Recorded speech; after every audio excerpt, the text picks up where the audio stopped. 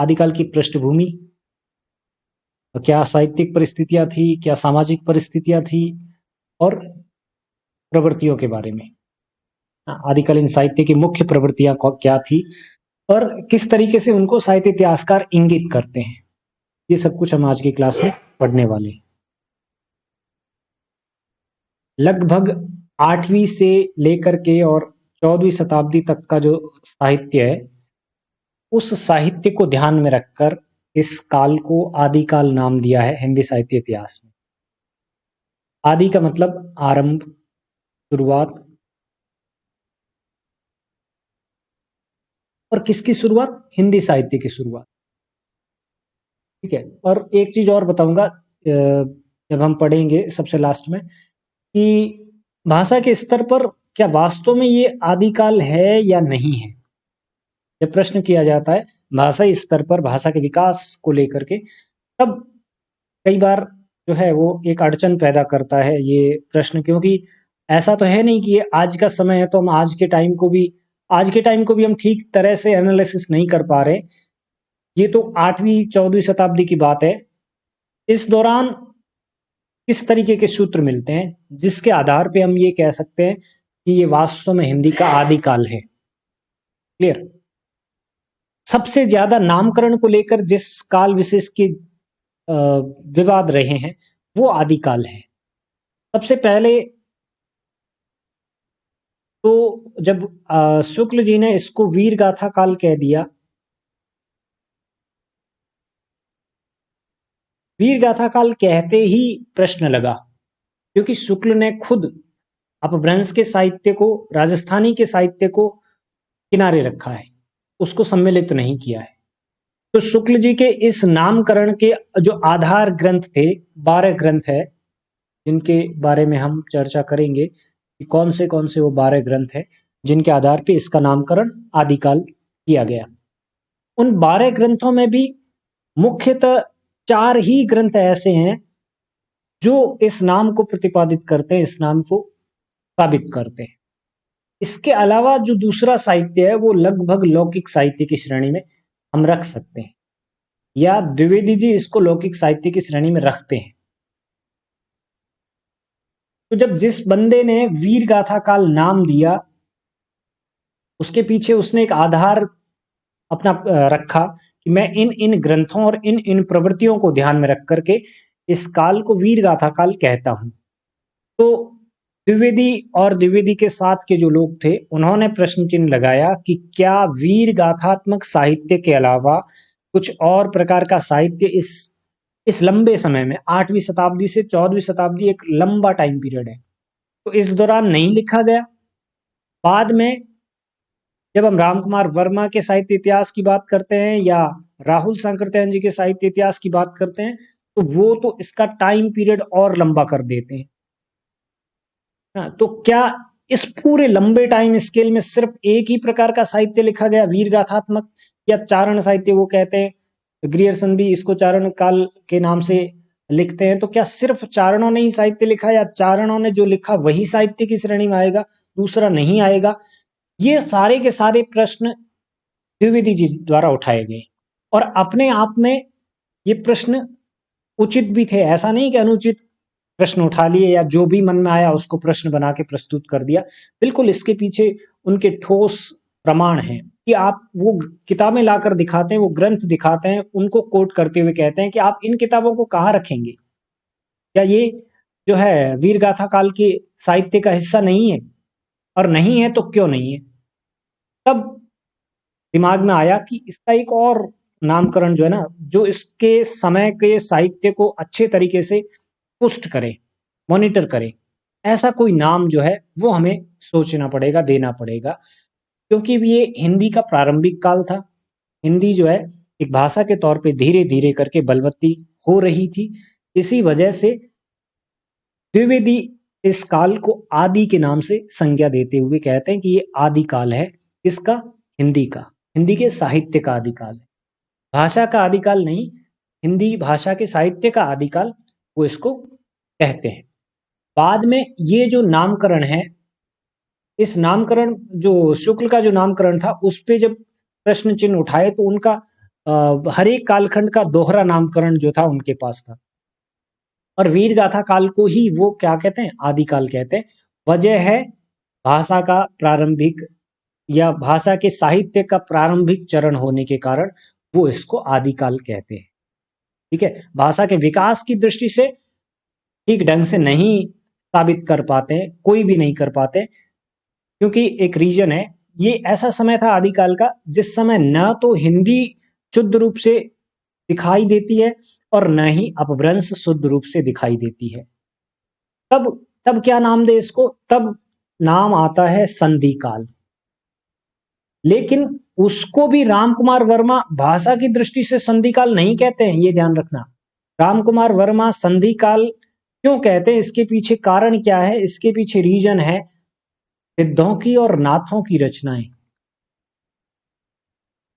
सिद्ध, नाथ और जैनियों की रचनाएं, जैन मुनियों की जो रचनाएं हैं, उनके कारण इसको संधि काल कहते हैं। ये ध्यान में रखना, क्योंकि अधिकांशतः सिद्धों, नाथों और जैनियों की रचनाओं की जो भाषा है वो अपने आप में एक अलग तरह की अपभ्रंश थी, जो परिष्कृत भी नहीं थी, अनगढ़ भी नहीं थी, और इसका प्रचलन सीमित लोगों द्वारा हो रहा था। मतलब इसका प्रयोग सीमित लोगों के द्वारा किया जा रहा था, क्योंकि सिद्ध, नाथ और जैन ये अपने आप में तो कटे हुए थे, लेकिन जब इनको उपदेश देने की जरूरत पड़ती, जब इनको लोगों को संबोधित करने की जरूरत पड़ती, या फिर जब इनको अपनी सीखी हुई बात, अपना ज्ञान जो है वो लोगों तक शेयर करना होता, ऐसी सिचुएशन में ये लोग बाहर आते, ये लोग जन से बात करते, कम्युनिकेट करते। और ऐसे समय में कौन सी भाषा की जरूरत पड़ती, क्योंकि समाज का अधिकांश हिस्सा उनको टारगेट करना था, तो उनको जन भाषा की आवश्यकता पड़ती।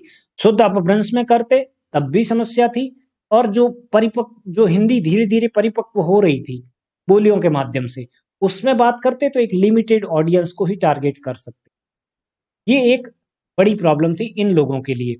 और संधि काल वो भाषा के आधार पे नहीं कहते राम कुमार वर्मा, इन तीन तरह के लोगों की रचनाओं के आधार पे कहते हैं कि ये इन तीनों का जो है संधि काल है। आदिकाल नाम आचार्य द्विवेदी जी का द्वारा दिया हुआ है, और नामकरण देने के पीछे जो कारण था वो वीर गाथा काल था। उससे वो संतुष्ट नहीं थे कि सिर्फ और सिर्फ वीर गाथात्मक रचनाएं ही नहीं हुई है। ग्रियर्सन ने इससे पहले उसको चारण काल कहा, तो ग्रियर्सन की बात से भी वो पूरी तरीके से सहमत नहीं थे कि सिर्फ चारण साहित्य ही उपलब्ध नहीं है, इसके अलावा दूसरे लोगों ने, आप स्पेशली चारणों के सब बिल्कुल सिमिलर भाटों का साहित्य है ना, उसको कोट क्यों नहीं करते हैं, उसको क्यों नहीं दिखाते हैं, उसको क्यों नहीं साहित्य का हिस्सा मानते हैं। वो भी तो साहित्य, वो भी उन्हीं के समकक्ष का साहित्य है, वो भी दरबारी साहित्य है। तो आप सिर्फ चारण काल कह के इसको जो है बहुत सीमित कर देते हैं, संकुचित बना देते हैं साहित्य की परिधियों को। तो ये दिक्कत थी उनको, और इसी वजह से उन्होंने इसका नाम जो है आदिकाल रखा। आचार्य द्विवेदी अपने ग्रंथ में कहते हैं हिंदी साहित्य का आदिकाल, इस ग्रंथ के बारे में हम लोग चर्चा कर चुके हैं। इस ग्रंथ में लिखते हैं कि शायद ही, ये ये पंक्ति जो है इसको ध्यान में रखना, कौन सी किताब की है और किसके द्वारा लिखी गई है। आचार्य हजारी प्रसाद द्विवेदी जी की है, और किताब का नाम है हिंदी साहित्य का आदिकाल, जो उनकी तीसरी किताब थी। इस किताब में लिखते हैं कि शायद ही भारतवर्ष के साहित्य के इतिहास में इतने विरोध का युग कभी आया होगा, जिसके नामकरण को लेकर विवाद, जिसकी समय सीमा निर्धारण करण को लेकर विवाद, जिसमें कवियों को सम्मिलित करने को लेकर विवाद, हर बात पे इस काल विशेष में विवाद नजर आए हैं। कुछ साहित्यिक रचनाओं को एक्सेप्ट नहीं किया गया, कुछ को जो है एक्सेप्ट किया गया, तो उनके प्रामाणिक स्रोत नहीं मिल रहे हैं। स्रोत मिल रहे हैं तो वो अपने आप में बिगड़े हुए स्रोत है। उदाहरण के लिए पृथ्वीराज रासो ले लीजिए, दूसरे जितने भी रासो ग्रंथ है उनके स्रोत नहीं मिलते हैं। विद्यापति तक की रचनाएं जो है वो लोगों की मुख जबानी जो है वही कलेक्शन मिलता है। इतने सारे विवाद शायद किसी और काल में आपको नजर नहीं आते, है ना। ये एक बड़ी चीज जो है द्विवेदी जी अंकित करते हैं अपनी पुस्तक हिंदी साहित्य का आदिकाल में। आपको इसका ये जो है ना कोट, ये कोट तो लगभग याद रहेगा आपको, लेकिन किताब का नाम और लिखने वाले का नाम जरूर याद रखें। आदिकाल के नामकरण को लेकर अभी हमने चर्चा की कि बहुत ज्यादा विवाद दिखा कि अलग अलग नाम जो है वो सामने आते हैं। कौन क्या कहता है ये अपने लिए इम्पोर्टेंट है, क्योंकि सिंपली क्वेश्चन पिक किया जाता है यहाँ से और हम गहरे में उतर के और टाइम वेस्ट करते हैं। क्वेश्चन डायरेक्ट ऊपर से पूछ लिया जाता है। हिंदी साहित्य इतिहास में अब या तो रचनाएं पूछी जाती है 1985 के बाद की ज्यादातर, और या फिर पूछने लायक जो चीजें हैं वो बेसिक चीजें हैं। बेस जो है वो मैं बार बार कहता हूं कि अपना बेस क्लियर करें। आप कॉन्सेप्ट क्लियर करेंगे तो बाकी चीजें अपने आप ठीक हो जाएगी। बहुत बड़े बड़े पोथे उठाकर मत पढ़िए, अभी भी मैं यही सजेस्ट करता हूँ, वो टाइम वेस्ट करना होगा। उनको संदर्भ पुस्तकों की तरह इस्तेमाल कीजिए। ग्रियर्सन क्या कहते हैं आदिकाल को? चारण काल कहते हैं।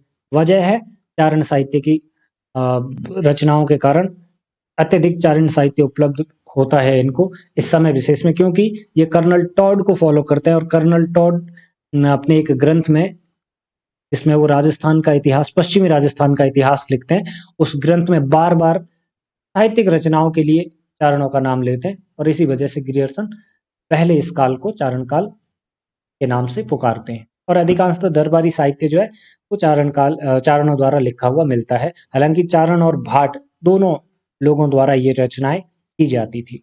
मिश्र बंधु इसको आरंभिक काल कहते हैं। रमाशंकर शुक्ल रसाल इसको बाल्यावस्था काल कहते हैं, जिसपे भी बहुत ज्यादा प्रश्न उठाए गए कि साहित्य की क्या बाल्यावस्था होती है, क्या प्रौढ़ अवस्था होती है, क्या जो है वृद्धावस्था होती है। साहित्य सदैव एक जैसा रहता है। आचार्य शुक्ल ने इसको वीर गाथा काल का, ये भी ध्यान में रखिए। बहुत सारे लोग ना, अभी अगर आप ये क्वेश्चन डालते हैं क्वेश्चन पेपर में, पूछते हैं, तो मैं गारंटी के साथ कहता हूं कि 75% से ऊपर लोग जो है गलत करेंगे इस क्वेश्चन को। अगर पूछ लिया जाता है कि आचार्य रामचंद्र शुक्ल ने हिंदी के प्रारंभिक काल को किस नाम से अभिहित किया है, लिखा है ना, और उसमें वीर गाथा काल के साथ साथ अगर आदिकाल नाम दे दे, तो बहुत ज्यादा लोग कंफ्यूज हो, चाहे कितने ही डीप पढ़ के आए तब भी वो लोग कंफ्यूज हो जाते हैं। तो वीर गाथा काल के पीछे आप इसको जोड़ेंगे कैसे? अभी तो आपको क्लियर याद है, ठीक है, कि वीर गाथा काल शुक्ल जी ने कहा है और आदिकाल द्विवेदी जी ने कहा है। लेकिन कई बार ऐसा होता है कि जब तक रिवीजन नहीं होता ठीक उसी फॉर्मेट में, तब हम धीरे धीरे चीजों को मिस कर जाते हैं या फिर वो चीजें दिमाग में मैसअप हो जाती है। ऐसी सिचुएशन में अगर हमारे पास कोई उससे जुड़ा हुआ तर्क होता है याद, या फिर उससे जुड़ी हुई कोई चीज याद होती है, तो हम एग्जाम में जिस समय आप कोई भी एक जो ऑप्शन है वो ऑप्ट कर रहे हैं, तो वो एकदम करेक्ट ऑप्ट करते हैं। रीजन क्या है? वीर गाथा काल के पीछे इसका एक लिंक जोड़ लीजिए। 12 किताबें हैं जिनके आधार पे शुक्ल जी ने इसको वीर गाथा काल का। अब आपके दिमाग में ये क्लियर हो जाएगा, हॉल में भी, एग्जामिनेशन हॉल में भी, कि 12 किताबें जिसका जिक्र किसने किया है? शुक्ल ने किया है। तो शुक्ल जो है प्रवृत्तियों के आधार पे इसका नामकरण करते हुए इसको उन 12 किताबों की रचनाओं के आधार पे वीर गाथा काल कहते हैं। इंटरव्यू के टाइम भी ये मोस्ट इंपॉर्टेंट क्वेश्चन बन जाता है। अचानक से जब क्वेश्चन आपके सामने आता है तब एक समस्या बनता है।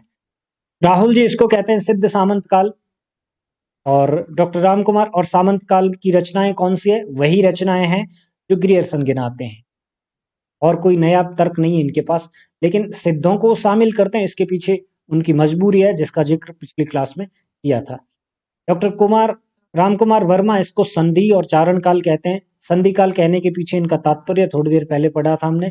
और चारण साहित्य की रचनाएं जिसको ग्रियर्सन कोट करते हैं, जिसको सांकृत्यायन कोट करते हैं, वही चीज वापस से वर्मा जी भी कहते हैं। हजारी बाबा इसको कहते हैं आदिकाल, और गणपति चंद्र गुप्त कहते हैं इसको प्रारंभिक काल, जिन्होंने हिंदी साहित्य का वैज्ञानिक इतिहास लिखा है। और ध्यान रखना, ये वो किताब थी जिस किताब में शुक्ल के तथ्यों को चुनौतियां दी गई थी प्रथम दृष्टया, पहली बार। इस तथ्य को भी आप ध्यान में रखें। पहली बार गणपति चंद्र गुप्त द्वारा शुक्ल जी के जो तथ्य प्रस्तुत किए गए थे हिंदी साहित्य इतिहास को लेकर के, उदाहरण के लिए आदिकाल का नामकरण वीर गाथा काल, और वीर गाथा काल में चारण साहित्य को सम्मिलित नहीं करना। इसके अलावा बहुत सारी चीजें हैं जिनको गणपति चंद्र गुप्त ने चुनौती के रूप में अपनी इस किताब में लिखा है, प्रश्न उठाए हैं।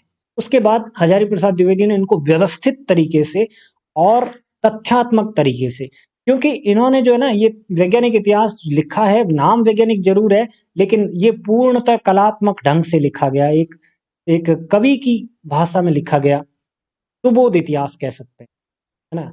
वैसे अलग से हिंदी साहित्य का सुबोध इतिहास भी आया है। डॉक्टर पृथ्वीनाथ कमल इसको कहते हैं अंधकार काल। ये 2 साल पहले नेट के एग्जाम में ये क्वेश्चन आया, इसको अंधकार काल कौन कहते हैं। डॉक्टर राकेश और शैलेश जैदी इसको कहते हैं आविर्भाव काल। महावीर आविर्भाव का मतलब शुरुआत।